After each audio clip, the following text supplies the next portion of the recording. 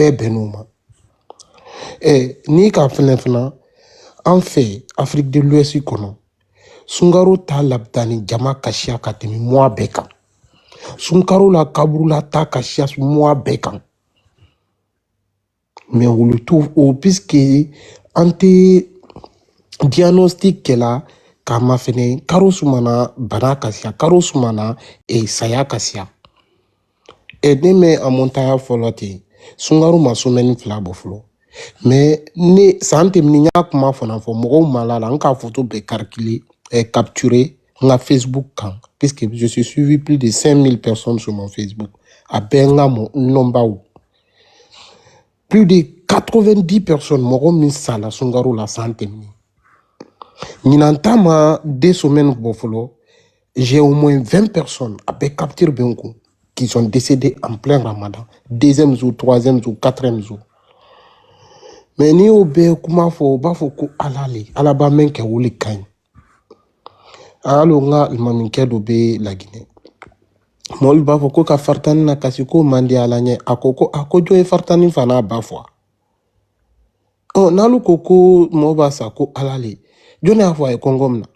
ala m'o fɔ an ye dɛ donc fo an y'o kuma walawala sun fɔni di kuranna kɔnɔ fɔlɔ k'o ɲare k'an badenmaw la est-ce que Brayi yɛrɛ fɔlɔ bɛ sun na wa puisque karamɔgɔ dɔw yɛrɛ b'a kuma fɔ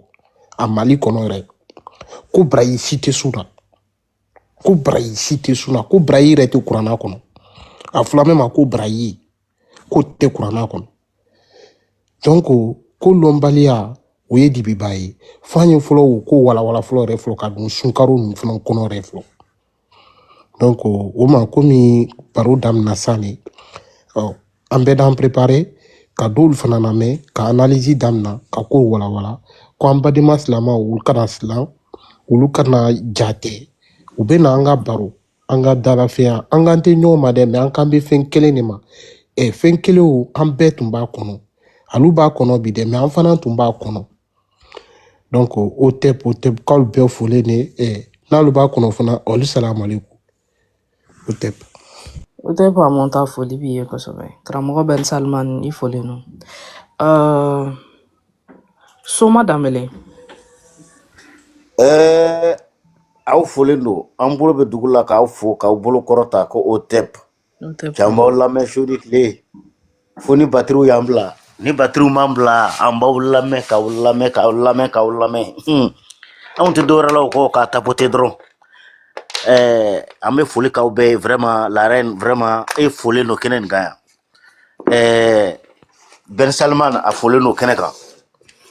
n bɛ min tɔgɔ dɔn ma min tɔgɔ dɔn Yiriba a folen bɛ kɛnɛ kan aw bɛ baara min na an ka taa ni nin ye ban ye dɔ dɔɔni de bɛ lɛkun bonya a ye taa n'a ye vraiment aw bɛ baara min na a Mali dɔrɔn tɛ o diɲɛ fan bɛɛ de bɛ k'aw lamɛn farafɛn fɛn b'anw mɔgɔ o mɔgɔ b'anw ka kan nin fɔ bɛɛ de tulo b'aw la aw bɛ laseli min na kɛlɛko tɛ c'est à dire hakiliw de bɛ ɲɔgɔn na n'i y'a ye dɔ sɛni bɛ dɔ la dɔ le y'i biri dɔ hakili kan sinon ne y'anw jɔ bi ka arabuw jɔ ko an ka ɲɔgɔn baadɛbɛ wɔlɔ an bololankolon cɛ o tɛ s'anw na mais u bɛnbaw y'u biri an bɛnbaw hakiliw de kan ka sebaya sɔrɔ an kan aw bɛ baara min na tan wallahi aw t'a dɔn ko don o don aw bɛ ka maa salen dɔ le lakunu o ye tiɲɛ ye dɛ mɔgɔ bɛ se ka banabagatɔ lakunu mais maa salen cɛ wuli ka gɛlɛn dɛ anw farafindenw an kun sara ka ban k'an toli k'an kolo jɛnsɛn mani n'i bɛ ɲugun i yɛrɛ la ka ban hali nafa t'i ka ɲɛnamaya la o cɛ o cɛ de sigilen bɛ i bɛ ka ɲugun i yɛrɛ la mun b'i ɲugun i yɛrɛ la ni silamɛya nin tɛ fɛn fɛn b'i ɲugun i yɛrɛ la n'e b'o baara le kɛ saya da ka di la ni ɲɛnamaya ye n'a sɔrɔ i bɛ ɲɛna de kɔni i salen don k'i kolo jɛnsɛn mais i t'a kalama aw yɛrɛ bɛ saya ko kuma min na ko sunkalo ye maa dama min fɔ an fɛ yen salon denmisɛnnin biɲɛ gɛnɛgɛnɛ san 12 k'a tɛ da misiri kɔnɔ k'a k'u fili ko ala ko dan b'a yɛrɛ ye o bɛ ka mun nɛgɛ ka ala ko don dusukolo la ka baara b'u kɔnɔ ka i ti kalan baara la i ti kalan i faso danbe la i tɛ kalan i yɛrɛ bɔkolo la i ti kalan foyi la olu ye maaw de u salen don ɲɛnamaya tɛ ka to dun dɔrɔn ka dorokibaw don ka taa magan ka muso 4 furu ɲɛnamaya t'o ye o kɔrɔw bɛ ɲɛnamaya de kɔnɔ anw tɛ mun dɔn baaratanya ni dusukolontanya de anw ka denmisɛnw tiɲɛ k'u tugu ala ko nin kɔ tɛ sinon diɲɛ ko o ko tɔnɔ de bɛ bɔ a la karamɔgɔ i ye sujet mɛn yan sunkalo ko in kan e yɛrɛ hakilina la sunkalo sun min bɛ kɛ nin ye tantɔ ka tilen a la i ma ji min i ma dumuni kɛ est-ce que a nafa dɔ bɛ se farikolo ma wa n balimamuso ni ko n bɛ ne yɛrɛ ka hakilina fɔla depuis ne yɛrɛ bangena ne yɛrɛ ka sun dɔ a ma deli ka kɛ fɔlɔ donc k'a fɔ k'a ka fisa buna hadamaden farikolo ma ne tɛ se k'o sabantiya dɛ parce que nin dɔrɔn ne yɛrɛ ye n ka cɛkɔrɔba bilasira ka taa juma na yarɔ ni juma falen don mɔgɔw bɛ seli misiri kɔfɛ a kuru kɔnɔ cɛ o y'u jɔ an y'an jɔ ko nafila seli cɛkɔrɔba dɔ bina ne ka cɛkɔrɔba y'a fɔ ne bɔgɔkan na ko cɛ ko kɔngɔ de b'a kan n ko m'a f'i ye aw kana dumuni kɛ fɛ kɔngɔ nin cɛ anw mun ye kɔngɔ dɔ walayi kɔngɔ ma ɲi buna hadamaden ma kɔngɔ b'i nagasi de k'i sadi kɔngɔ b'i hakili girin e ma ye maa min ye dumuni kɛ k'i fa a n'a hakili bɛ ɲɔgɔn fɛ e ma o tigi n'i ye o ni kɔngɔtɔ bila baara la u ka baara kɛ n'o tɛ kelen e ma ye ni kɔngɔ y'i tɛgɛ ta ka se yɔrɔ dɔ la i ni maa tɛ bɛn kuma na n ko kɔngɔ b'i ladimi de k'i lamɔnɛ aw t'a kalama o hali maa mun tun bɛ an ka teriw bɛ k'an ka jamana kɛlɛ de n k'o bɛ k'an ka ɲɔnw de jɛni k'an kɔngɔ ka kɔngɔ de bila an na kɔngɔ ma ɲi dɛ mun bɛ ka kɛ nin ko o bɛ silamɛya kɛ ka o bɛ sun min don k'o hakilila k'o bɛ na barajiw ni fɛnw de sɔrɔ a la olu yɛrɛ de b'a dɔn mɛ ne kɔni komi ne tɛ diinɛ na ne dan tɛ diinɛ ko nin na bon ne tɛ se k'a dɔn ni nafa dɔ b'a la farikolo ta fan fɛ quoi sincèrement n tɛ se ka o yamaruya n tɛ se k'o perepere latigɛ j'espère madala ni sera k'i jaabi quoi parce que komi ne ma deli k'a kɛ ka ye ne t'a nafa karamɔgɔ i faamuyala kosɛbɛ voilà ne t'a nafama yɔrɔ dɔn quoi ok karamɔgɔ komi bi an bɛ ka kuma o de kan parce que n'i y'a jateminɛ depuis sunkalo bɛ daminɛ fo ka taa fɔ ko sunkalo banna mɔgɔ sata de bɛ caya la mɔgɔ sata de bɛ ka caya donc n'i y'u yɛrɛ ɲininka u b'a fɔ dɔw b'a fɔ ko hali dɔgɔtɔrɔw y'a fɔ ko a ka ɲi mɔgɔ farikolo ma mais minnu yɛrɛ b'a kɛ ou bien minnu delila k'a kɛ donc an bɛ fɛ ka mɔgɔw ka avis de ɲininkali kɛ sisan minnu y'a kɛ o i tilennen sun na a ye mun nafa se e farikolo ma i ye mun jateminɛ i farikolo kan an ka sujet bɛ o de kan komi karamɔgɔ kan ka na n'ale yɛrɛ fana bɛna kuma a kan komi ale ye dɔgɔtɔrɔ ye donc yanni o cɛ o de la an bɛ ka kuma la parce que pour que mɔgɔ minnu delila ka essayer ka hakilina ye min y'a ko la en fait e ka kuma ɲɛna balimamuso e b'a dɔn ni sunko nin yɛrɛ komi a bɛ farikolo de kan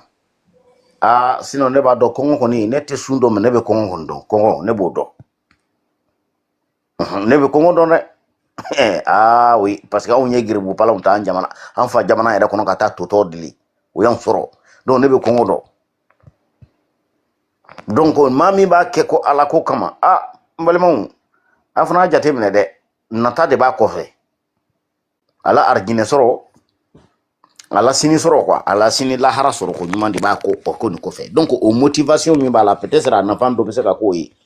sinon farikolo yɛrɛ ta fan fɛ hakili ta fan fɛ kɛnɛya ta fan fɛ n karamɔgɔ maa mun bɛ k'a fɔ k'a ka ɲi kɛnɛya ma ko dɔgɔtɔrɔw y'a jira mais pourquoi o t'a kɛ pourquoi tubabuw tɛ tile kelen bila diɲɛ kɔnɔ bɛɛ ka sun don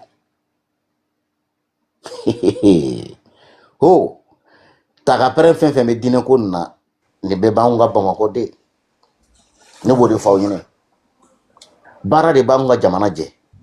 ni jamanadenw bɛɛ tun bɛ wuli sɔgɔmada fajiri fo fitiri bɛɛ ɲɛ gannen don heure kelen pe 2 heures dɔrɔn de b'i bolo k'i reposer faso kɔnɔ n'i bɔr'o la ka dumuni kɛ dɔrɔn ka b'o la ka taa baara kɛ heure lansara tɛ seli fajiri ko t'a la an ka susu fo fitiri komi to jamana fɛn fɛn éveillé don olu jamana mun bɛ évoluer don olu bɛ ka marcher cogo min na cɛ e ma ye ni ne y'i sigi ka farafin filɛ sa farafin ta tɔ tɛ dinɛ ko tɛ bɔ Altesse bɛ jateminɛ kɛ wagati ko la quoi parce que temps ba t'an bolo bi quoi parce que an tora na o yɛrɛ de fɔ karamɔgɔ ɲɛna sisan. bon ne bɛna bon n ka kuma to mɔgɔ dɔ bolo kɛ. D'accord karamɔgɔ parce que demande bɛ yen nɔ en même temps bi invité fila de bɛ an bolo donc temps bi la ma nɔgɔn dɔɔni. Ouais bon mais attends ne yɛrɛ ka kɛnɛ bila attends ka kɛnɛ bila ka yɔrɔ to maa dɔ bolo. D'accord, oui, invité au Benali, mais moi, je vais demander donc, ok. Donc, ne bɛ jigin a bɛ dɔ la yɛlɛ. Non, ni mɔgɔ min kumana an bɛ ji fɔlɔ quoi. Dɔw bɛ n'o ka laseli kɛ. Ok, merci karamɔgɔ Montani karamɔgɔ Soma, aw folen no kosɛbɛ. Donkɔrɔ. O tɛ a bɛɛ ni sɔgɔma.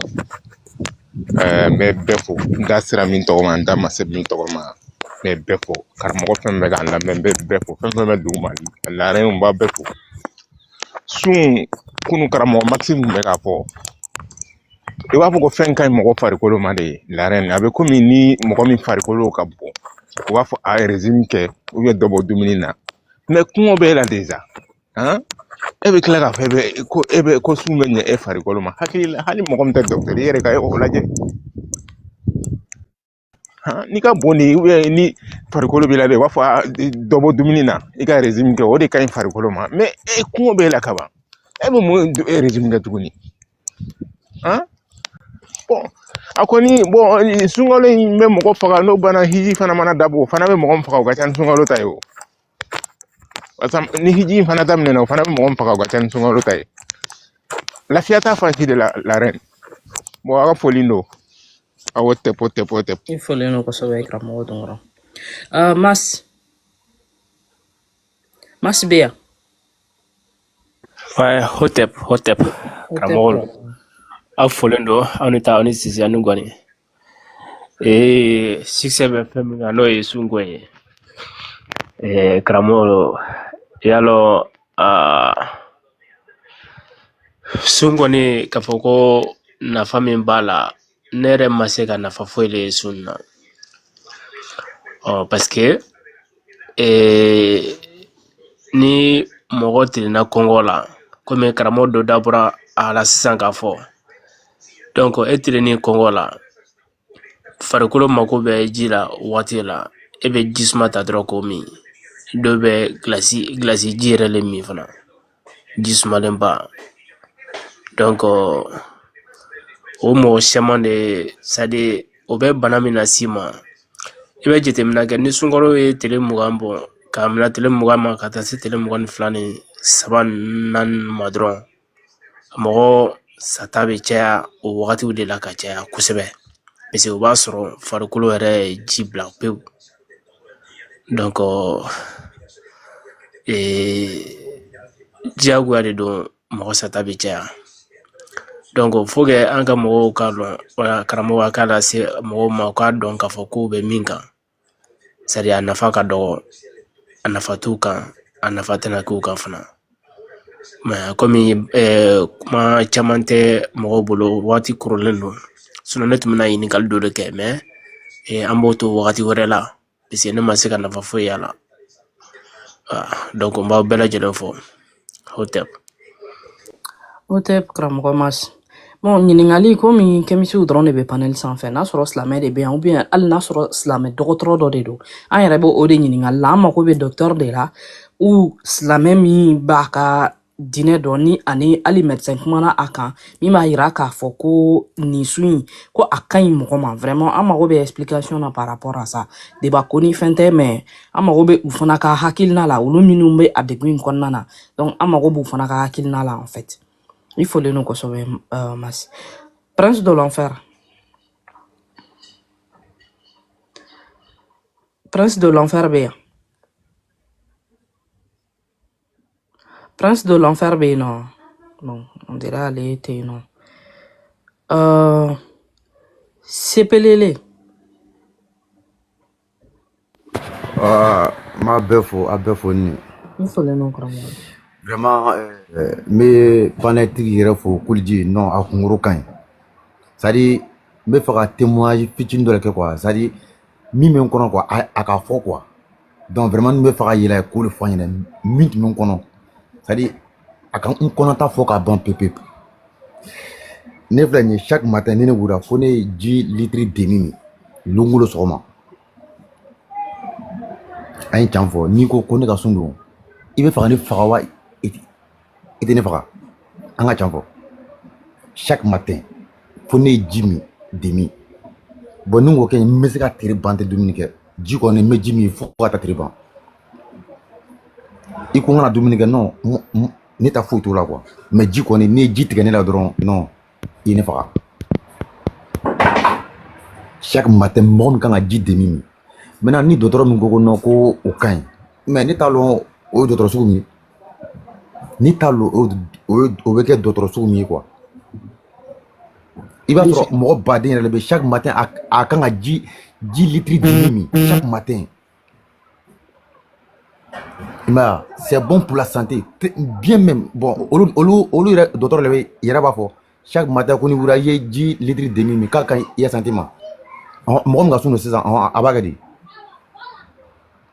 Mais Fanny Nebe, c'est faux. Achiment faux. Moi, je suis quand il y a sentiment, d'autres gens font, à diplôme quand on a kata jenny, chante bi. C'est faux. C'est achiment faux. Chant faux est là. Mais vraiment, mais, cool du faux quoi, vraiment, wallah. Fait mais on a bien fort quoi. Donc c'est pas l'appel comme on show à Beka. Vraiment ma faux. Il faut de nous pour sauver Kramo, vraiment. Prince de l'enfer, est-ce qu'il y a non? Je pense que non. Kramo Ben Salman Bolobi du coup là, il a dit Kamakama de temps, il a amené. Yiriba yɛrɛ fana bɛ Yiriba Bolobi du coup là, comme honneur aux dames surtout, à mes musow ka fête au kun kɔnɔna na hali bi donc Kamaka il faut de nous la reine. La reine voulait do sinon a tɛ fɛn tiɲɛnen n bɛ n ka tour kɔnɔ problème fosi t'a la i bɛ se ka kuma d'u ma kelen kelen ni n ka tour sera n bɛ kuma. D'accord, problème t'a la. A tɛ foyi tiɲɛ président aw foli ma do. Foli b'i ye la reine. Ne tɛ mɛnna i ni min tɛ ne bolo ka di. Ma karamɔgɔ ko i nana sɔrɔ mɔgɔw de bɛ yen. Ok. Yiriba i foli no. Otep ka bɛɛ lajɛlen fo ka taa sanfɛ fo duguma Altesse foli belebeleba b'i ye i ni Kamaka an bɛ kamiti musoba bɛɛ lajɛlen fo ka Kuliji yɛrɛ fo live sigi la ka panelika mɔgɔw ni lamɛnnikɛla bɛɛ lajɛlen fo an tɛna mɛn parce que an bɛ makɔnɔniw la mɔgɔ yɛlɛta mɔgɔ kuma ta ka ca alors ne ye mun faamu sunko in na c'est-à-dire que sun yɛrɛ ni ye sun yɛrɛ nacogo jateminɛ a man kan tɛ ka kɛ hali bi jango anw africains jango fɛnɛ an maliyɛnw an b'a mɛn dɔgɔtɔrɔw da de ko quand il fait chaud partout dans le monde quand il fait chaud il faut boire de l'eau i y'a faamu i ka ji min ta ka caya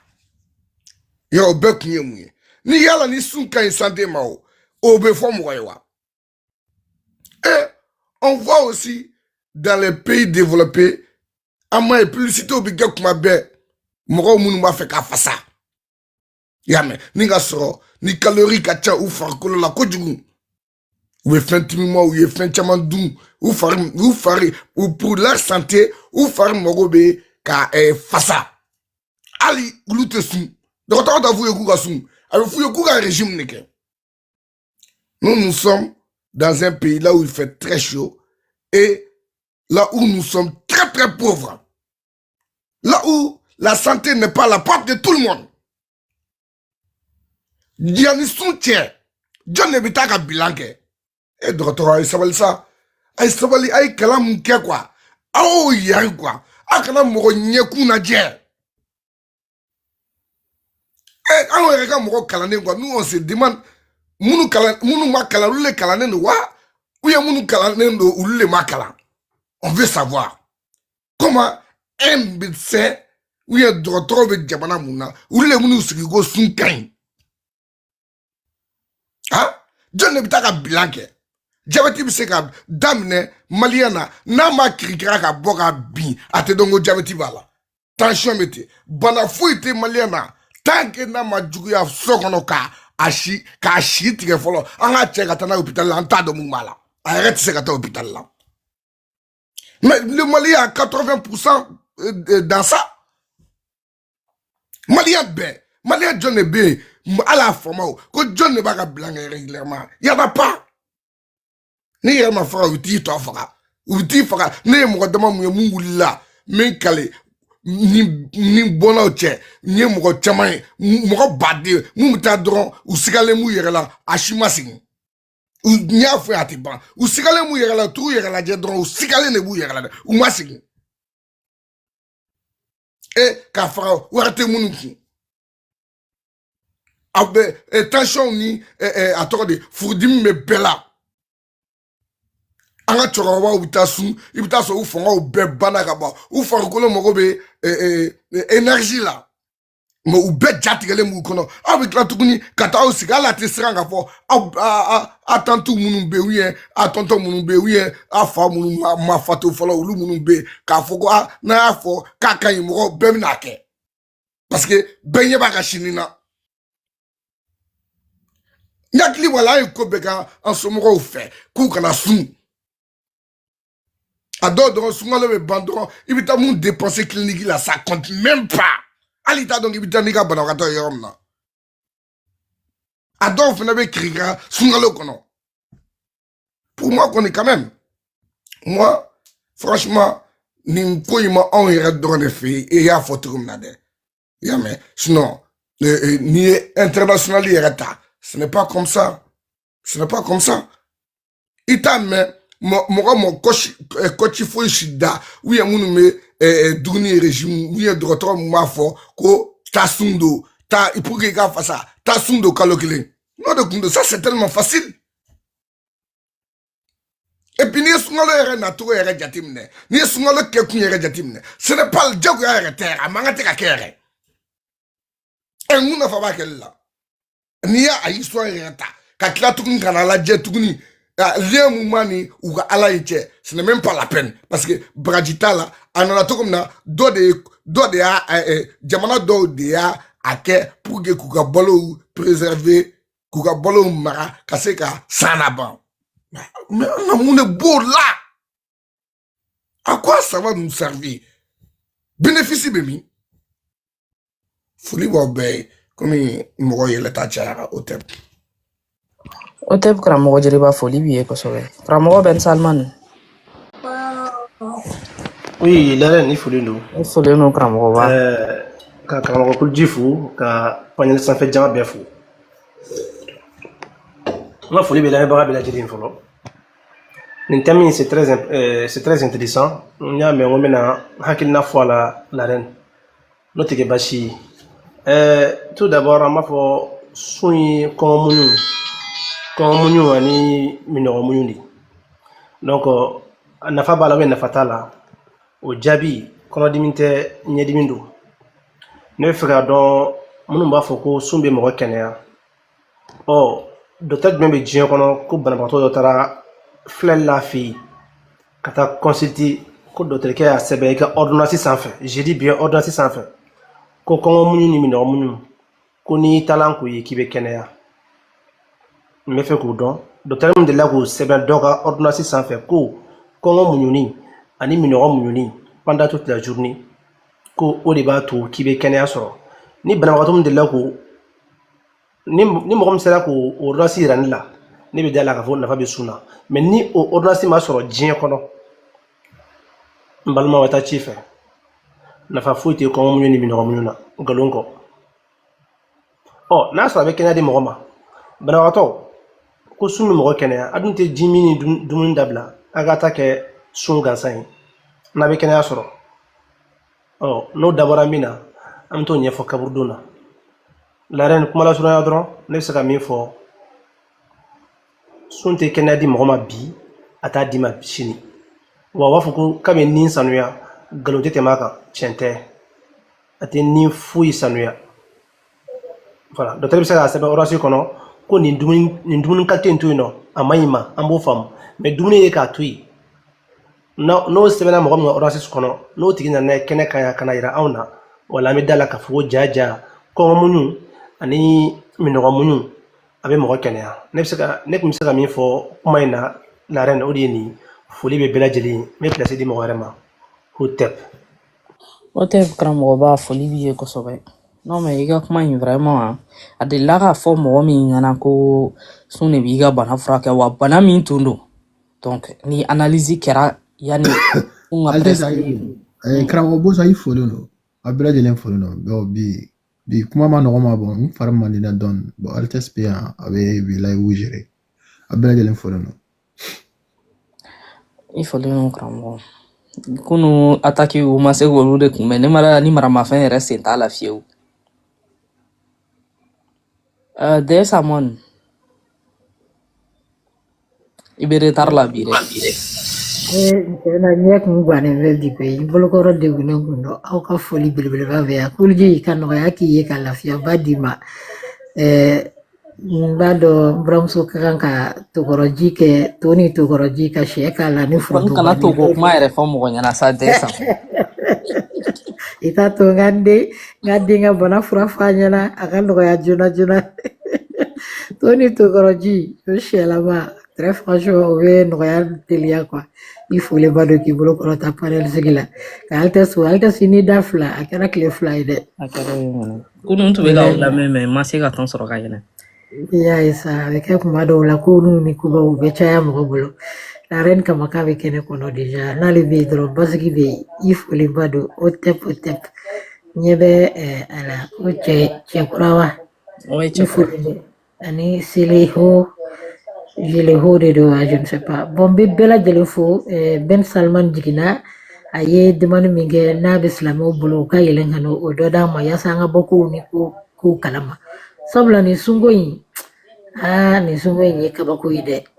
sun ye tiɲɛ ye ka i fɔ dumuni lourd dɔw to yen nɔ o bɛ se ka bɛn mais tu peux prendre i bɛ fruit dun ou bien i bɛ ji dɔ min ou bien i bɛ kasikurutu dɔw dun tile kɔnɔ toute la journée complète k'a kɛ i ma foyi bila i da kɔnɔ sɔgɔmada fɛ déjà tu perds de l'énergie fanga tɛ k'i la n'i sera tileganfɛ yan fan fɛ jiko mana i dusukun bɛ ja i ka ninakili bɛɛ bi gɛrɛn dɛ i dawolow bi ja donc même tes yeux olu tɛna se ka yeli kɛ tile ka farin kosɛbɛ kosɛbɛ donc ni degun min t'a la quoi o nɔgɔya foyi de t'a la suntigɛ dun fana mana se o y'a sɔrɔ i ye réserve kɛ i ma tilela dun i ma daraka dun i ma foyi ji min e mana sigi o ji kunna ni hakilimaya ma na i la quoi i bɛ hawuja a dumuniw kunna de i bɛ hawuja ji nɔfɛ fɔlɔ i bɛna fɔ k'i bɛ jisuma gilasi ji k'i b'a min k'a dana tɛmɛ o dun dɔw la o bɛ na ni seri ka bin caman ye salongo an y'a ye mɔgɔ caman binna o senfɛ o k'i bɔ a la i bɛna na jikalaman min gilasi ji jikalaman qu'est-ce que tu dois prendre i bɛna nin bɛɛ ta ɲɔgɔn fɛ dɔ sumalen dɔ kalama i bɛ jumɛn min jumɛn ye a ma nɔgɔn i bɛna mɔni kalaman fana min ka b'o la i bɛ taga seli n'i bɔra seli la i kan ka taa jɔgo 10 ani damadɔ kɛ 17 d'après eux-mêmes n'i y'o kɛ k'o bɔ a la i bɛ n'i sigi dumuni de kunna i hawujalen tu vas manger du n'importe quoi i bɛ taga sɔrɔ mɔni bɛ kini bɛ sogo jeninen bɛ gâteau bɛ ainsi de suite i bɛ nin bɛɛ ni kutan i bɛ bɛlɛhɛ quoi n'ala ma jan kɛ dugu bɛ jɛ ka sɔrɔ mɔgɔw b'a daminɛ e tɛ foyi kunna nɔgɔya t'a la bana dɔrɔn de don quoi donc k'a yira an ka maliyɛnw na sunko in tiɲɛ de don nin ye arabuw ka taabolo de ye pour que ka mɔgɔw koron k'a k'u sago ye k'a dɔn k'a fɔ ko population tout entier a bɛɛ b'olu de ka bila la u ka bonheur y'o dɔrɔn de kɔrɔ foyi t'a la baraji t'a la i bɛ yɛrɛ donna kuranɛ kɔnɔ k'a woloma ka baraji ɲini a ma baraji ye sun na a seginna k'a woloma ka combien de jours kan ka sun d'ailleurs il n'a même pas trouvé ça non plus vraiment o b'a yira an na k'a fɔ ko kuranɛ kɔnɔ baraji t'a la arijinɛ sɔrɔli t'a la wa don kelen fana t'a la nin ye mɔgɔw ka ko de ye ka karaba ka sigi an da la mais très franchement an kɔni b'an ta kɛ fɔli ye quoi ni min y'a faamuya k'i yɛrɛ bɔ a la o de ka fisa hali sisan an y'a ye ko pasteur dɔ ye mɔgɔw bila sun na plus de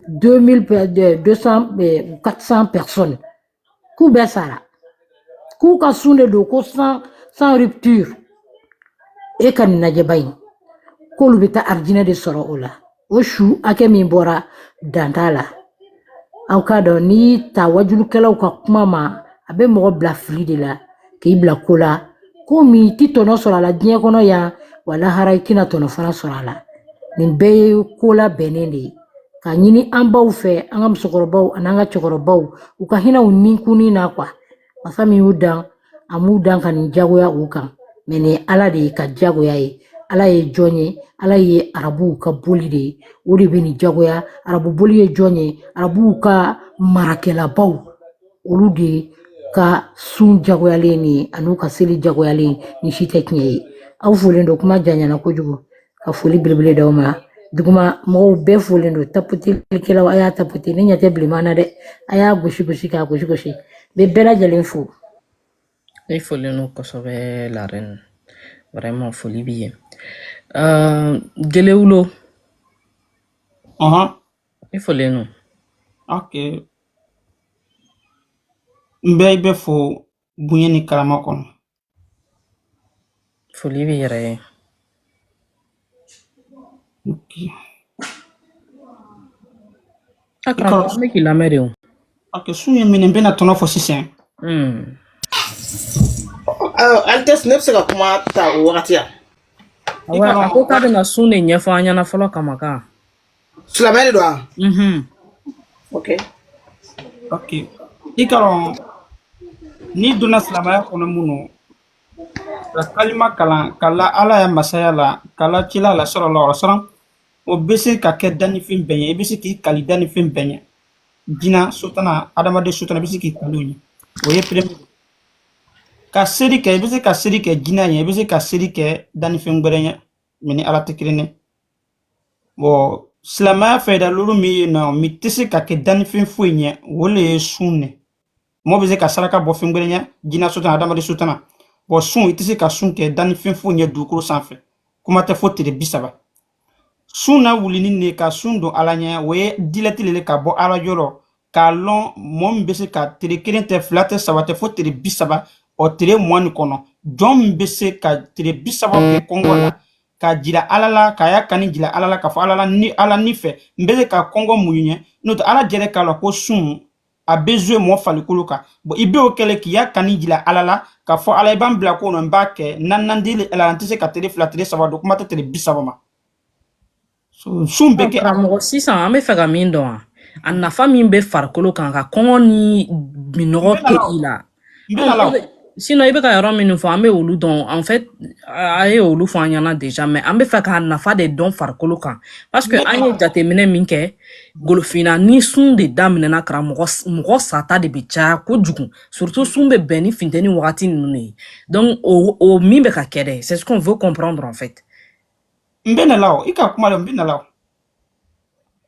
so o bonya ma ala ka sun fana fɔ a y'a limaniya jɔn mɔgɔ mun lani ala la dusukun jɛlɛjɛla olu de bɛ se ka sun dɔn ni ma ala la tɛ se ka sun dɔn o ye kelen ye a filanan fana sun fana ma wajibiya bɛɛ kan tan ni ye sun dɔn minnu kɔndɛbɔ le kɛ ni minnu n'a y'a sɔrɔ i le tɛ muso kɔnɔma le n'a y'a sɔrɔ i tɛ jangalotɔ le n'a jangalo b'i la i tɛ se ka sun dɔn i bɛ sun jɔ n'i cɛnɛla waati min na i bɛ sɔrɔ ka sun kɔmasi daminɛ k'a dɔn ni fana ye muso kɔnɔma le fana ni jigila ni cɛnɛla fife 100% i bɛ se ka sun kɔmasi bɔ jangalotɔ ani muso kɔnɔma ani mɔgɔ i bɛ mɔgɔ cogo lamɛn fɛn minnu sani i bɛ sun dɔn minnu sun ma wajibiya bɛɛ kan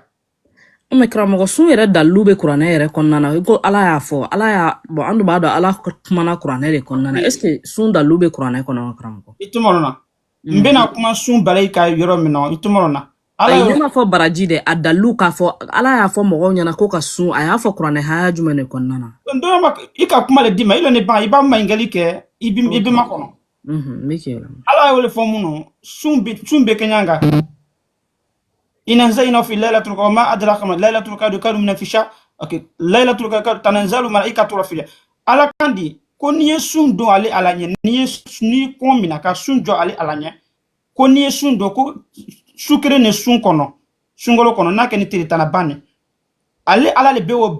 o balayi di jɔn ma i ɲinana ka surati ni haya di anw ma dɛ parce que i kumana arabukan de la anw dun t'o mɛn ilo laylatul kadu minal fishar kairun minal fishar kairu minal fishar ma bala fam Karamɔgɔ ne ko n ko surati ani haya ne m'a fɔ ko arabukan o. Ne ko i k'o de di ne bɛ o la an bɛ se ka surati afficher e bɛ ka surati min kalan sisan o la i b'a fɔ ne bɛ se k'a kalan n ka téléphone dɔ in na pour que o la n b'i ka explication faamuya kosɛbɛ quoi. Ok, ala ye o le fɔ ko n tɛ k'aw le f'u ɲɛ kuma la a nana ni arabukan de la. Mais ne ko n ko surati jumɛn kɔnɔ ani haya joli na kuranɛ suran joli na ani haya joli na a kumana o sun ka jumɛn kɔnɔna na. Ok, i bɛ ina zayina o fi. O ye surati joli na ye. Ni ina zayina fi laylatul qadr ma adraka laylatul qadr min al fishar a sura sabana. Ok, aya joli na. Kairu min al fishar. Karamɔgɔ arabukan de fɔ haya joli na. Haya luluna ka wɔɔrɔnan ma. Ok, surati sabana haya wɔɔrɔnan. Ina zayina o fi. An bɛ ka taa an bɛ k'i lamɛn. N'i ye sun don ala ɲɛ ala le i ka barayi susu silamɛya kɔnɔ malaka le b'a sɛbɛn ka wa di ala ma ka wa kɔntana di ko kɛ bɔn sun ta barayi ala dɔrɔn de bɛ o sara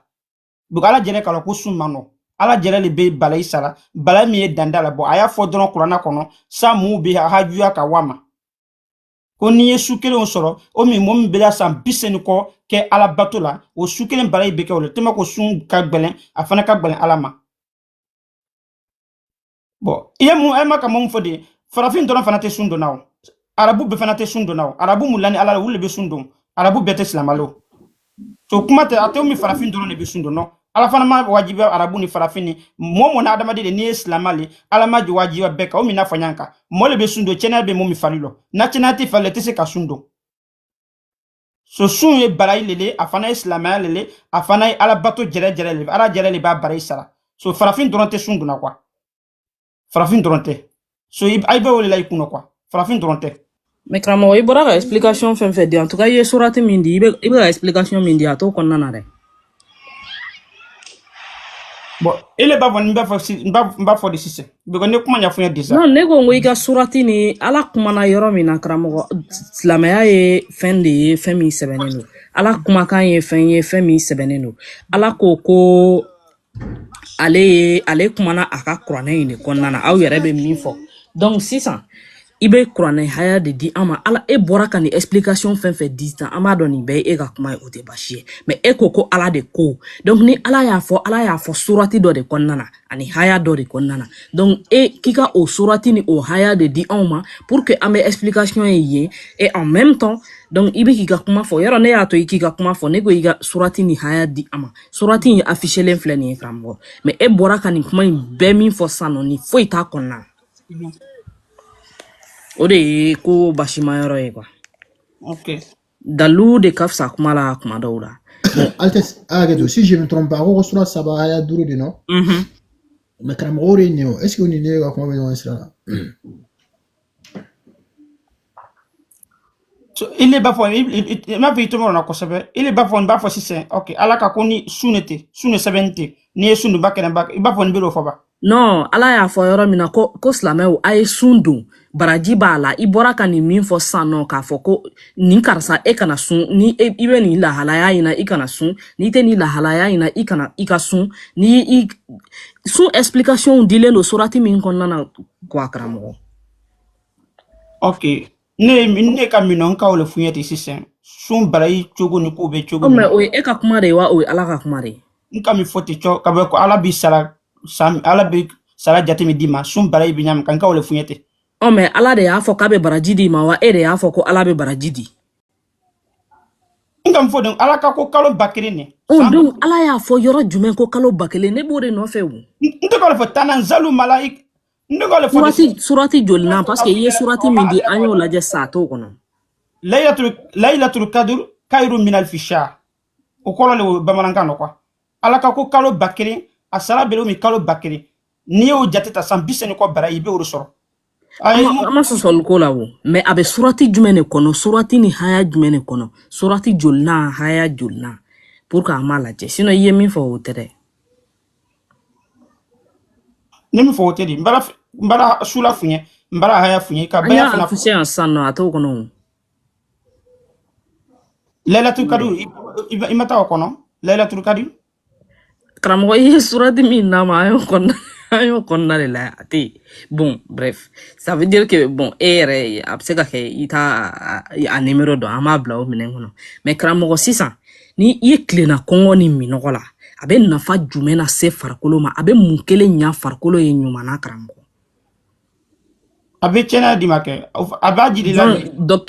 docteur do de la ka kuma ou bien de la ka mogo do ye par exemple ka fo ko ni bana geleman kumbala ko cancer kumbala ou bien bana do kumbala mi ye konna bana ye ko sunye o bana in furake i de la ka do ye wa ko atigi analyse ke yana ka sundo wa sun fana ko fe tugunu klara ka analyse ke ka yira ka fo ko sunye bana in kene ya akunte fura sun dron ya kene ya malo be itena ba manga fam nka dalul flawle dimasise ni sundo ne kame anga bo livre kono anga na réalité la san nyenwe e de la ka mogo do ye kramo ko mogo mi ko bana do kumbala ko ay atara docteur sola u ye analyse u kala ka yira ka foni bana de bala aya nindi alama ka fura ye ka to e dogotoro fura fin fura ka be ye na kuma la ma ke yani nga iganjabi ka sun dron don ama fura ta ama fo yiwere ka sun dron don donc kramo après anga ke kalo kelen après kalo kelen ka tigi segna ka ta docteur sola u tara analyse ke ka yira ka fo ko bana wa ibrahim mbena dalu fla di maka makon kwa ibena me ko sebele mala itena yo moye wa imo moye mala ibena bamanga fo baita famo ibito mo na bamanga fami ala anyera makramo okay ibito mo na ko sebele kwa sunye fenele ala bolo nka lo fo kuma damina slama le be sundo mo anga bo ala bolo kono sa sunye munye mogoni fin yere ye an mago bo de la parce que an yebe mo de la ka sa quoi abi hakidi ji fandown momu ye fandayalo na seta inye ni sundo kalo kin kolo iba lo gbele ami suna mo seman be san kono ay tise ka dumunu nyima nyene ma soro a jere ke mo est-ce que nene suna sana abe dumuni di ema no be kuma ta ro man tise ki jabi no ay mais ne ba fe ka donner bon na yakli jigi fantana kramo oye kuma do ye kuma yin c'est compliqué parce que ne bolo ça ala de dumuni je ala de balo je olula ala de olu ke fantan donc ne kan yere mine kongo la pour que ala ka baraji dine ma en même temps ala te dumuni di olu ma kramo na soro ala kun kone ma kone ka kongo munyu ko pour que ale be dumuni di doma o kun be se ka famia ni ala kun kone ma ko ne ka kongo munyu pour que do wara be dumuni ke o be se ka famia mais kramo jita ala muye ale be mogo je dumuni na abi je dumuni na abi je jila mais ale te ta di mogo wara fana ma o tigi est ce que o be na dobo o ka fantaya la wa est-ce que akan ere mimbe ka ke est ce que fana foni ala ka momu lani al ni teslama jere tise ka ulon ni teslama ko tise ka slama ko e mimbe slama ko no sano e ga dalu bo ga irana ban ama wo bala sama nya funya ni teslama ko tise ka slama lo mo be ko mo e be ka fenfe foni ni be dana ya de ne ko sama anga bo livre ko no anga na atien yira nyogona sisan ne question mi poser ikuna i de la ka mo do ye ko ati bon question flana ye i bora ka kongola munyu ko mi fe question folo ine i ma se ka o jabi folo diete ko ni talo tise ka lo ile ni teslama e mi ba ko no e ka irana ban ya ni te kamiti ndise ka kamiti kuma ulo ndise ka kamiti ko ko abuya na toro ya na hayre ndise ka lo yes la me ko ni ipse ka slame ya kuma ko ni ka ulo fibe do slame le kono ka sun e mi ba ko no etsa ka irauna ne bala funyo ibe sun do ne ka sun do ala kama adamadiya kono ka lon igbeyambe adamadun ka do be samu ni sun ke abe fantan joli le balo e ka sun be fantan joli de ala be na fantan joli balo ko parce que suna ne ka kuma be yene ou bien ay mogo joli sun ye mogo joli kenaya na kay mogo farakolo ma kramo o te ke ka dogo mogo la ni e ko ji kay mogo ma e tara ji de mi est ce que e be se ka fone yana tuguni ka fo ko non ko ji mi ni ma mogo nya ou bien ko akera ta c'est pas mystique o be kena ma de o kramo no kuma be fo ita famu no ne bi na kuma bla ko bi ko be kuma fo ita famu no be kuma asino ima dalu ko ni ra vraiment nka kuma fo ita famu na ko ibe sundo ka fandan la deli na sungolo bana iba lon ko mi fandan la degeli be na kongo bo fandan na wa kramo ibe hera mo oui karamo aw folendo altes na te fe ko ro famia na mo ro famia aga tana yoro were la parce que kuma do fo konite slameya kono kite se ko ka adon donc karamo ki jabi woro la altes kera slameya ka teme quoi adila ka sun fene ka teme ne fɛnɛ suna ka tɛmɛ n kɛra silamɛ ye ka tɛmɛ des amon fɛnɛ bɛ ton cogo la donc an y'a kɛ ka tɛmɛ an kun ye silamɛ ye quoi mais an m'a yɔrɔ ye quoi en fait donc o y'i ka kuma yɔrɔnin lakarili ye quoi parce que i ko n'a kun bɛ silamɛya kɔnɔ de ko a kun bɛ n'a dɔn quoi mais k'a yirila k'a kun bɛ silamɛya kɔnɔ mais a ma o yɔrɔ ye quoi donc i bɛ mun kɛ k'o yɔrɔnin jaabi. Ok, ne bɛna min yɔrɔnin jaabi ka bɔ kuma kɔnɔ o ye mun ye kuma fila pe ni tele silamɛya kɔnɔ ni bɔla kɔnɔ i bɛra lɔ déjà tɔnɔ tɛ silamɛya la i bɛra bɔ a kɔnɔ ok ne ta miliya la ni bɔla fɛn kɔnɔ anko non anko ne ko de i ko de ko n'a sɔrɔ a y'i ɲininka ko sun ye nafa jumɛn di i ko a k'i ma fɛnɛ o kuma ni a ye dumuni tigɛ dɔ in na a ko k'aw ka sun a ti dumuni di kan dɔ ninnu ma parce que i kun y'i kanto de ko sun nafa k'a bɛ kɛ n'i ye sun kɛ sisan mɔgɔ min bɛ kɔngɔ la k'i bɛ o ka degun bɔ i kun y'o fɔ nɔ. I b'o jateminɛ na sunkalo bɔra. Voilà, i b'o jateminɛ bon depuis o yɔrɔ la moi j'avais envie de te dire que k'a fɔ mɔgɔ bɛ an y'o faamu sa kana kuma don n ka kuma kɔrɔ i y'o yɔrɔ fɔ donc ne depuis o yɔrɔ la ne b'i jaabi fɔlɔ ko mɔgɔ bɛ se ka mɔgɔ ka kɔngɔ dɔn ka sɔrɔ i ma sun quoi i bɛ hinɛ mɔgɔ la ka dumuni di a ma ka sɔrɔ e tɛ sunna quoi donc ne bɛ e ka kuma kɔ kari o yɔrɔ la fɔlɔ quoi. Ni bana i b'a kɛ kuma an bɛ tomɔrɔ la n b'a kɛ kuma ayi o yɔrɔ bɛ yen fɔlɔ mɔgɔ bɛ se c'est pas tu n'as pas besoin ka sun pour que k'a dɔn ko kɔngɔ bɛ mɔgɔ dɔ la quoi n t'a dɔn n'i sɔnna o kuma ma o pas i bɛ se ka taa dumuni di mɔgɔ ma ka mɔgɔ ka degun dɔn k'a fɔ ko kɔngɔ bɛ a tigi la k'a sɔrɔ e ma sun o tɛ tiɲɛ ya. n'o ba ye kuma na ni bana i bɛ micro fɛrɛ minɛ. ayi o ye tiɲɛ ou bien o tɛ tiɲɛ ye. o tɛ tiɲɛ le. o tɛ tiɲɛ donc ne tɛ se ka mɔgɔ dɔ la balo ka sɔrɔ ne ma deli ka sun quoi. I bɛ kuma fɔ. ne tɛ se ka mɔgɔ dɔ ka kɔngɔ dɔn ka sɔrɔ ne ma deli ka sun quoi. I bɛ kuma fɔ. bon i ko k'o tɛ tiɲɛ ye bon o ye fɔlɔ ye o kuma ne b'o kuma kɔ kari nin ye quoi mɔgɔ bɛ dɛmɛ kɛ mɔgɔ ye mɔgɔ bɛ mɔgɔ ka degun dɔn mɔgɔ bɛ mɔgɔ ka kɔngɔ dɔn ka sɔrɔ ne ma sun. ni bɔra o yɔrɔ la i ko Altesse ma fɛnɛ ko Altesse ma ko n'a tun bɛ silamɛya kɔnɔ de k'a tun bɛ nin yɔrɔ dɔn quoi donc n'i ma o yɔrɔ fɛnɛ na Altesse tun ye silamɛ ye quoi a ye silamɛya kɛ a ye sun fɛnɛ kɛ ka tɛmɛ mais a m'a yɔrɔ ye quoi voilà donc n y'o fila de kɛ k'i jaabi n bɛ bɔ kuma kɔnɔ o yɔrɔ la quoi. ok i bɛna une minute di ma n tɛna mɛnna kuma kɔnɔ ok n ka o le f'u ɲɛ kuma lɔ mɔgɔ mɔgɔ ye silamɛya kɛ silamɛya tɛ ka bɔ a la i ye ko ko kɛ ɲɛnɛmaya kɔnɔ n'i ye bɔ a kɔnɔ o kɔrɔ la i ma tɔnɔ y'a la i ma tɔnɔ ye o ko la a y'a kuma bɛ i ma tɔnɔ ye silamɛya la ne y'o le f'u ɲɛ sisan mɔgɔ ye ko min kɛ ka timi n'i ma tɔnɔ ye o ko la i bɛ o ko to yen. ma f'i ye ma tɔnɔ ye silamɛya la n m'o f'i ye fɔlɔ quoi n ko de an ma tɔnɔ ye sun na quoi. an ma tɔnɔ ye sun na parce que i ko n'a sɔrɔ k'an tun bɛ a kun bɛ sun kɔnɔ n'a sɔrɔ a kun ye silamɛ ye n'a sunna a kun bɛ sun nafa dɔn i y'o de fɔ. silamɛ dɔ sun de. donc k'a yir'i la k'a fɔ Altesse kɛra ye ka tɛmɛ quoi au fait ne tun bɛ fɛ k'o yɔrɔ de f'i ye quoi mais an m'a fɔ an donna an ma nafa ye silamɛya kɔnɔ o fana ye débat wɛrɛ de ye quoi i y'o min fɔ nkalon tɛ dɛ mais o tɛ nin contexte ye quoi a ko de ne de k'i ma a k'e sun kɛ ka tɛmɛ. mais i kun ko n'a sɔrɔ a kun kɛra a kun bɛ sun kɛ ka tɛmɛ ni silamɛ kun don k'a kun b'o yɔrɔ nafa ye ne de k'i ma sisan a ye o kɛ ka tɛmɛ a ye kɛra silamɛ ye ka tɛmɛ wa a delila ka sun ka tɛmɛ mais a ma sun nafa o ye quoi ne y'o yɔrɔ dɔrɔn de f'i ɲɛna donc voilà n m'a f'i ye k'a fɔ a ma nafa ye silamɛya la o fana ye baro wɛrɛ ye donc i folen don. mun kɛ ni le b'a kuma n bɛ tɔmɔ la bon mɔgɔ b'a kɛ kuma i tɛ tɔmɔ la mɔgɔ la bi t'a fɛ ka change di ma. ok ne ye min fɔ o to. a t'an dilen don i ma o mais i bɛ tɛmɛ kan kuma kɛrɛfɛ de a ka ca quoi o de kama don mɔgɔw bɛ obligé kuma dɔ la k'i la tile sinon o tɛ ka ko ka kuma tigɛ la tɛmɛ n'i ka kuma ye quoi mais to sujet kɔnɔ quoi. ok ne ani silamɛɲɔw mɔgɔ mun la ni ala la 100% sun ye balayi di o a ye kɔngɔ di o a tɛ kɔngɔ di o an ni kɔni b'a kɛ because an y'a ye kuranɛ kɔnɔ ko n'i y'a kɛ san 20 barayi i bɛ o de sɔrɔ sukin kɔnɔ an y'a ye kuranɛ kɔnɔ ala kumakan de sɔn an tɛ se ka ala sɔsɔ an kɔni b'a kɛ an ye tɔnɔya la an ma tɔnɔya la an silamɛ an b'a kɛ kiyama ka wa. Altesse k'i ma k'i ka na ni o yɔrɔ de ye quoi parce que i filɛ k'a fɔ tuguni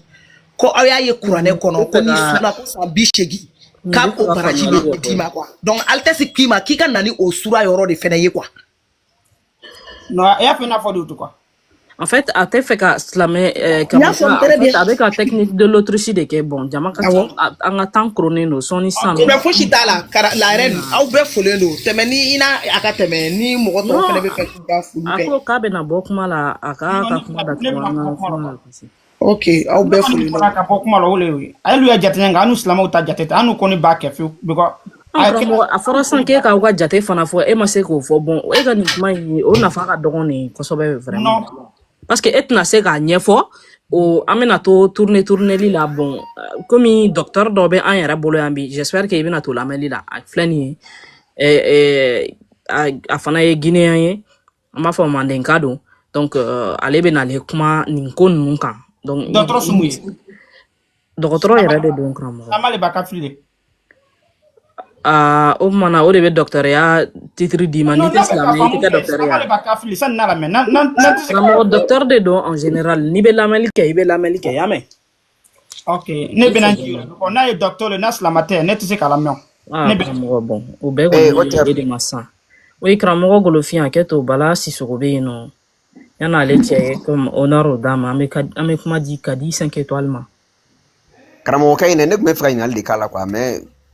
karamɔgɔ ale ka baro nafa ka dɔn an ka tan karamɔgɔ kumabaw bɛɛ bolo n bolo fila bɛ ngaw ye kuma di karamɔgɔ Golofin ma la reine an ka foliba de b'i ye quoi puisque i ye karamɔgɔ cɛ bin quoi a man bɔ ni dalilu foyi ye k'a di an ma k'a fɔ min b'a yira ko seli bɛ sun bɛ kuranɛ kɔnɔ i ɲininkara de sun bɛ kuranɛ kɔnɔ wa a t'a kɔnɔ foli bɛ bɛɛ lajɛlen ye Hotep karamɔgɔ i ko yɔrɔ de jaabi quoi an bɛ k'i lamɛn quoi. i fɔlen no karamɔgɔ Bala. Kadi 5 étoiles. Otep a fɔlen don ka taa sanfɛ fɔ duguma a bɛɛ fɔlen don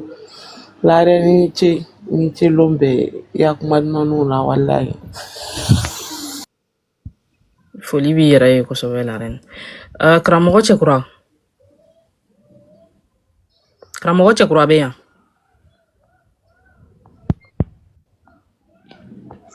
Karamɔgɔ Cɛkura bɛ yen nɔ. Bon, je pense qu'elle était. Golofin, i bɛ se ka kuma. Ok. Lara nin bɛ yen nɔ. A fɔlen don. Ani ɲɛnama minɛ. An b'a fɔ ko wuruki ka bama ka to a ma kadaw. Ko koliki ko ka lafiya de. Déjà mɔni Kamaka yɛrɛ 5 étoiles. Kotɛba Kamara an ka foli b'a ye. Ani don bɛɛ an bɛ bɛɛ lajɛlen fo. Mɔgɔ bɛ ka Golofinya lafasa an ka foli b'a bɛɛ lajɛlen. Kuma banna nafa tɛ sun na nafa tɛ hadamadani na nafa t'a la bi nafa t'a la sini k'an ka mɔgɔw faga k'an ka mɔgɔw bila bana na ka mɔgɔw kunkolo tiɲɛ arabuya de don bi arabuya de don sini an b'a fɔ Koliji ko ka lafiya di k'a k'a yɛrɛ ta ye an bɔkolo ka wuli k'an dɛmɛ ka hɛrɛw caya k'a ni hɛrɛw bɛɛ an fɔlen don. I fɔlen don Otep. Karamɔgɔ Golofin. Ok, Otep an bɛ foli kɛ paneli ka mɔgɔ bɛɛ ye ka foli kɛ duguma mɔgɔw ye ani minnu bɛ ka lamɛnli kɛ fenêtre fɛ ka tingi kɛ an ka karamɔgɔba ye karamɔgɔba Bali ɲinɛbali n'o ye an ka karamɔgɔba Kuliji ye ko ka bɛnbaw ka don a fɛ ka a fari jo ka lafiya kosɛbɛ ka segin a yɛrɛ ma voilà. Karamɔgɔ Altesse i ye ɲininkali min kɛ karamɔgɔkɛ la i ye temps de fɔ sun nafa k'a ka sun nafa de fɔ a bɛ min lase mɔgɔ ma karamɔgɔkɛ ma se ka kelen fɔ an ye ko fɔ a ka sɔrɔ i ye silamɛ de ye ne dun b'a dɔn Mamadu cira kafiriw de ma parce que Mamadu cira mɔgɔw de ma minnu tɛ silamɛ walasa k'u kɛ silamɛ ye ni anw tɛ silamɛ ye ni e ko k'e tɛ se ka diinɛ ko ɲɛfɔ anw ye fɔ an ka kɛ silamɛ ye anw bɛna kɛ silamɛ cogo di k'a sɔrɔ an tɛ a ɲɛdɔn voilà parce que mɔgɔ i bɛ don fɛn o fɛn na i b'o nafa de yira a tigi la fɔlɔ n'a tigi y'a ka nafa ye a la a bɛ don a la n'e ko k'e tɛ se ka fɛn fɔ an ye ko fɔ an ka kɛ silamɛ ye o kɔrɔ ko e yɛrɛ t'a fɛ mɔgɔw ka don silamɛya la o la voilà donc an bɛ i fo Altesse kuma ɲɛna kosɛbɛ nka karamɔgɔ bɛ k'i sɔnni sigiyɔrɔ dɔ kan k'a fɔ ko sun baraji ko Ala yɛrɛ de b'a sɛbɛn ko mɛlɛkɛw de bɛ fɛn tɔw baraji sɛbɛn ne tun bɛ na ɲininkali min kɛ a la ɲininkali in ye tɛ dɔwɛrɛ ye baraji in bɛ sɛbɛn kan jumɛn na parce que n'i y'a mɛn ko sɛbɛnni kɔni bɛ kɛ dɔrɔn a bɛ kɛ ni kan dɔ de ye Voilà, donc a bɛ sɛbɛn ni kan jumɛn ye ani a bɛ sɛbɛn ni jɔn ka sɛbɛnni ye. Voilà, o ɲininkali de tun bɛ ne fɛ ka k'a la komi a yɛrɛ jiginna. N bɛ bɛɛ fo ko an ka taa fɛ. Tisɛ i bɛ ɲininkali min kɛ ninnu na u t'o jaabi dɛ fo i ma ɲininkali min kɛ. N b'aw fo kosɛbɛ kosɛbɛ o tɛ. O tɛ karamɔgɔ Golofin foli b'i ye kosɛbɛ. Ɲeleni bɛ yen nɔ est ce que ɲeleni b'a dɔn k'a yɛlɛnna n yɛrɛ. La reine foli b'i ye. A b'a tapoter kosɛbɛ ka partageli kɛ parce que an ka karamɔgɔ a nali tɔ man jan tuguni il reste plus que quelques minutes karamɔgɔ bɛ na donc an bɛ kuma la tourner vite fait.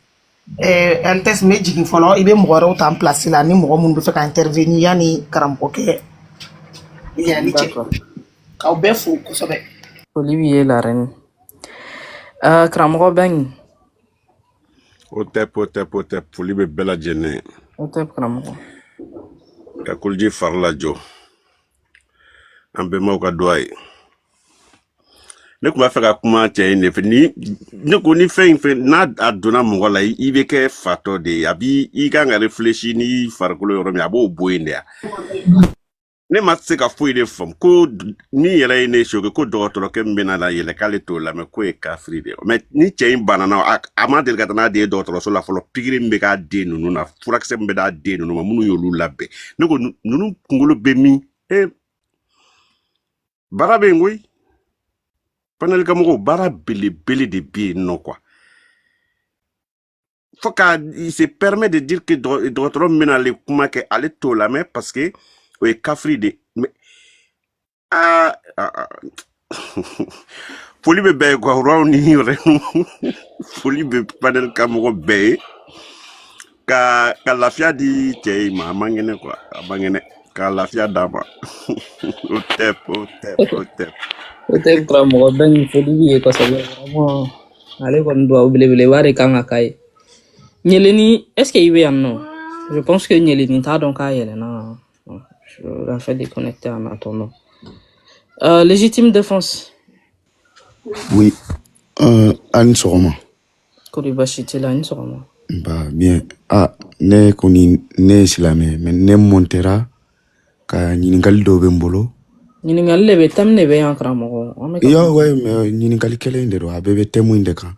K'a fɔ. Donc i bɛ kuma thème in kan tout simplement. Ouais n bɛ kuma kan.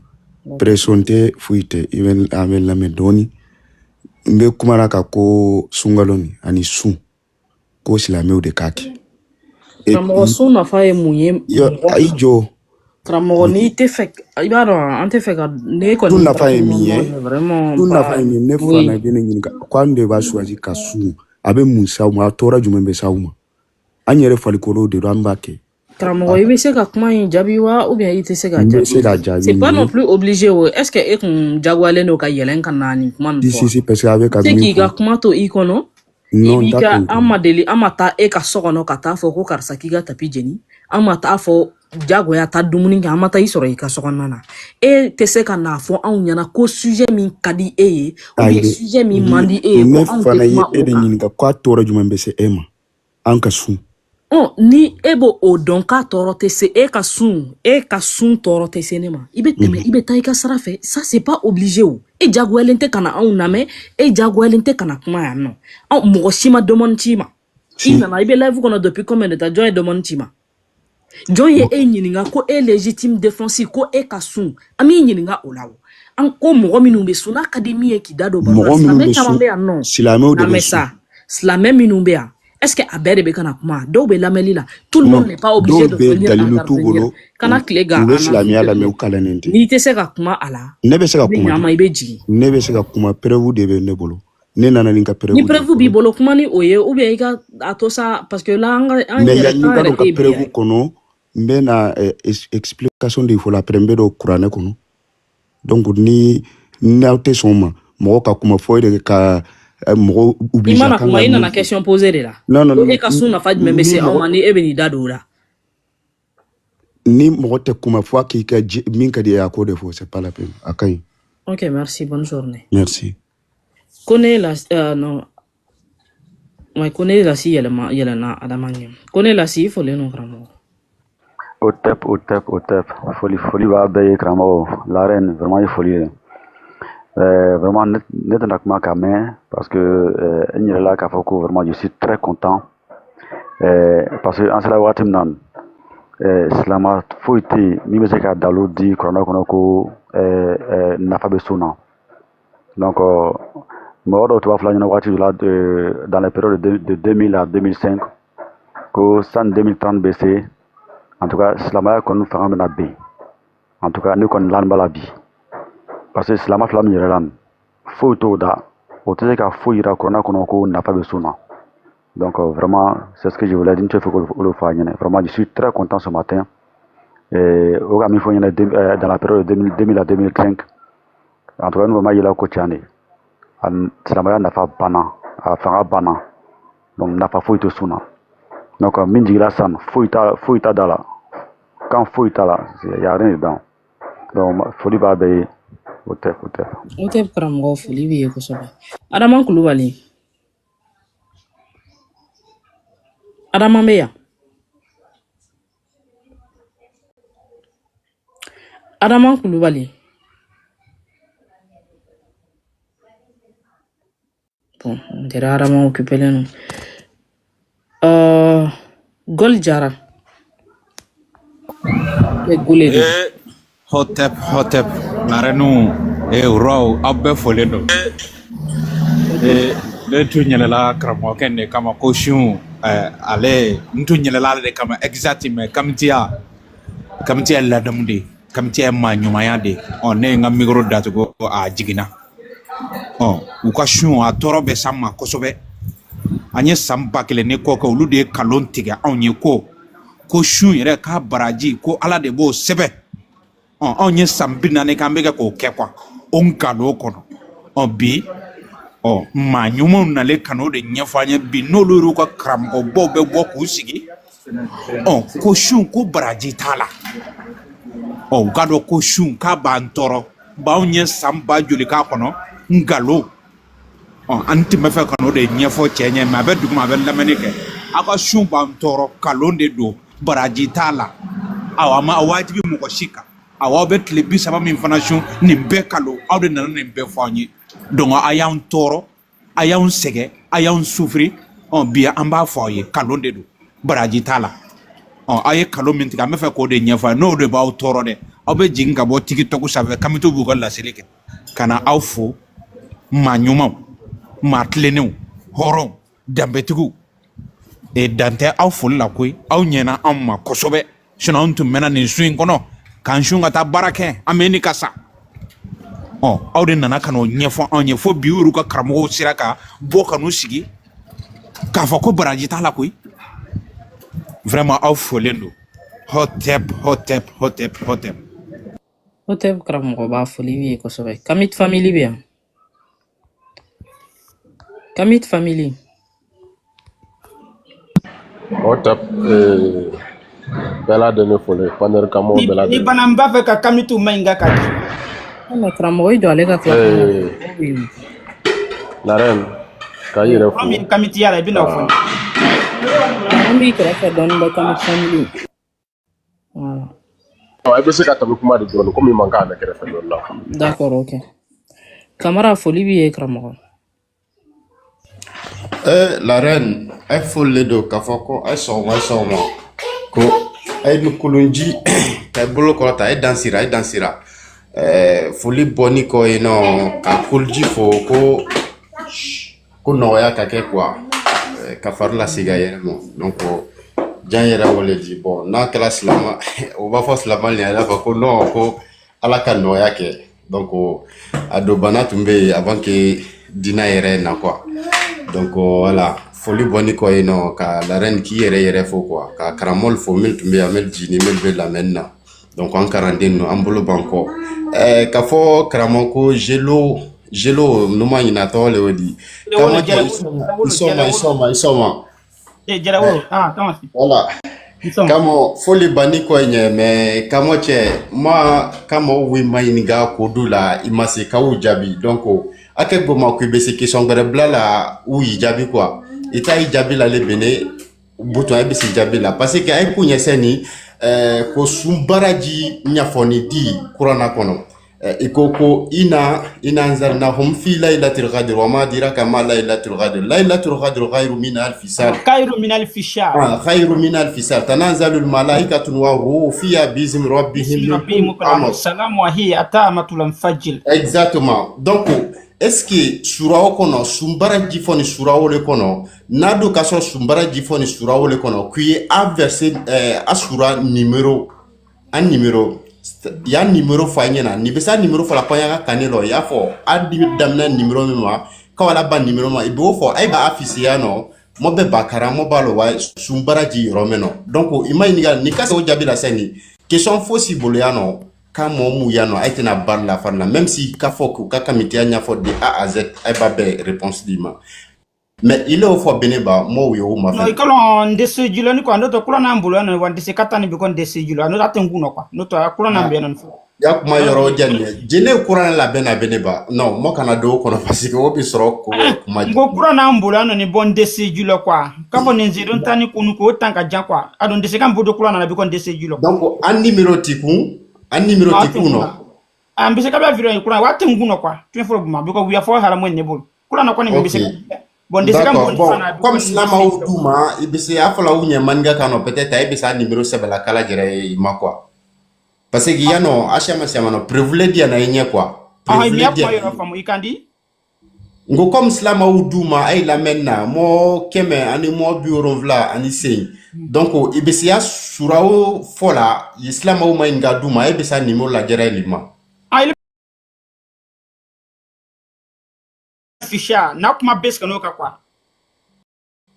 voilà slama mele duma ankalo ay ka sura no kwa ko ay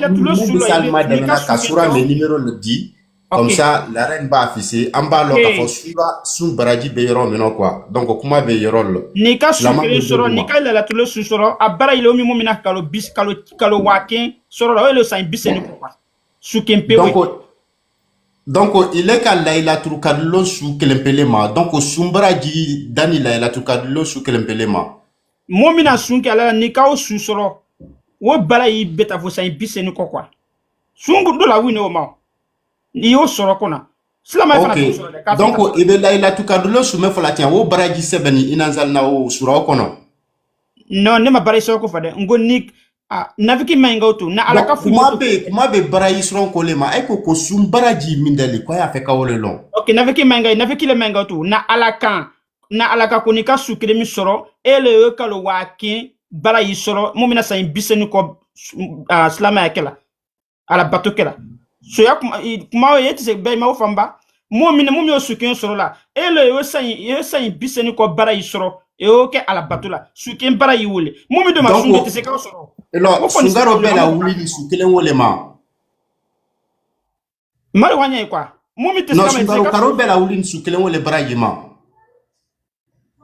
ya kalo bela wino make OK la reine essa ay to lokuma na anklo wala nabe yoro mi famu kala mo donc mais ne ba ju kala yoro mi na ma woli jabi munu ni afeka no aketo ay ka sora suma ma folo aya fo ni amafere kwa inanza na OK allez laté foda lo quoi laté foda surat akama ka so surat 97 laté foda akama ka so le kono OK 97 verset 3 no ya dam na verset premier makaji akuma be fam na wole no quoi OK en fait tamit family mangamba de vitre fait tamit OK ay haya ota quoi surat 97 OK la reine 3 la quoi ay surat 97 kadamna haya foloma makaji haya mangamba de vitre fait en fait là c'est que Anna R sera déjà là il reste plus que 4 minutes en fait donc nango kamena officially ni fan be kantena attention je pense bien Kulji kamera na feka kuma nimfu kamera nya patron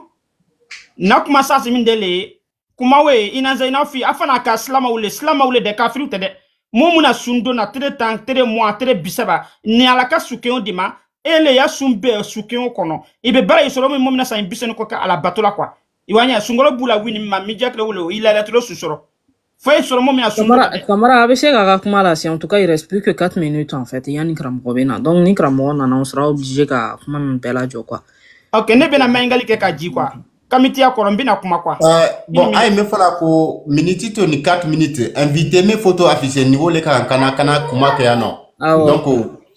Donc kuma to ni 4 minutes ibisi anyingal ke la naika sa jabila kasi 4 minutes koro. OK, naima sa jabila kasi 4 minutes koro. Mais ma kono ne meda c'est comme ne benaji. La reine akoni ko sunkaro baraji ye inanzal na to sura le kono lana la 97 verset 3 le. Mais baraj sunkaro bela wulini sukelen sulema inanzal na lo quoi. Ah mais Kramoko là ni sungalo to enko shukelen sun ça veut dire que ye sungalo sun. Non, voilà, ni amaro koni ko baraji bawle. Afara ko o eshude, afara ko latka eshude, ama fako latka e cleo. Mo me sun ke ka ban. Bo latte o te bola mo ka fo slama mo me sun dom. O te ka buri ka Afrika. Kramoko afara ko no ka free mo me digi mo la re. Allah ga ye ben gado le ya. Ele te se ki ban suma o sukele ye sun do an kando o te an kando mo ma. Non mais ne comme islam o yera de marquer, ça veut dire que ni islam ni ekoko sun kalo kelembe sun kile kelen chou kelen no fait. Alors que kalo kelen attend jatemene, ça fait combien d'heures? Ika chou kelen jatemene, ça fait combien d'heures? Ite sungalo imbeto en shekele o chou kelen iko chou kelen kongola munyum. Ite mona o chou kelen fana lonte na fe ambe nyon famu kumaro ko ambe chou kelen fana madon. Ada. Ambe hankili soro nyon fe quoi. Ka damina tere tan kana si tere mois kana si tere bisabala. Ibe sungalo damina lo ka ke ala ko so jisukuna kana fo tere mois ha fo ka ban. Tere tana ba bise ka soro tere mois ni kere mois ni sama. Kramoke, aketo. Asuke ka fo adala sukele. Aketo. Sabari. Ika haya ni ma turumalo ika haya ni ma sunko kuma ere ta kono. Sunko kuma ta kono ere folo.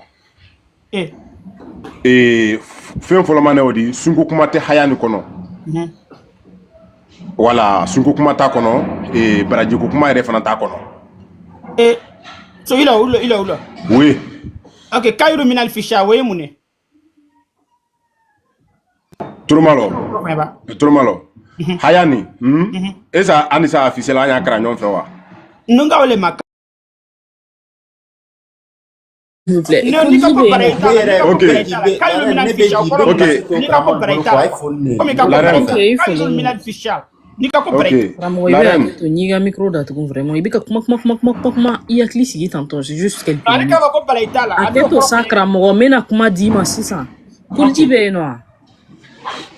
Ouais, Altes Miano, méga fin ou de quoi, méga. D'accord. Il y a un chama, c'est ça, méga fan quoi. Ouais. Il faut. Ok. Oh, la reine ne bena ji quoi, comme ne baradia ni nyinkali toya, ka nyesi kramo erema. Kramo koteban kamera. Ka le refo ko sobe ko ni ndiji duma kala menike bantena elela.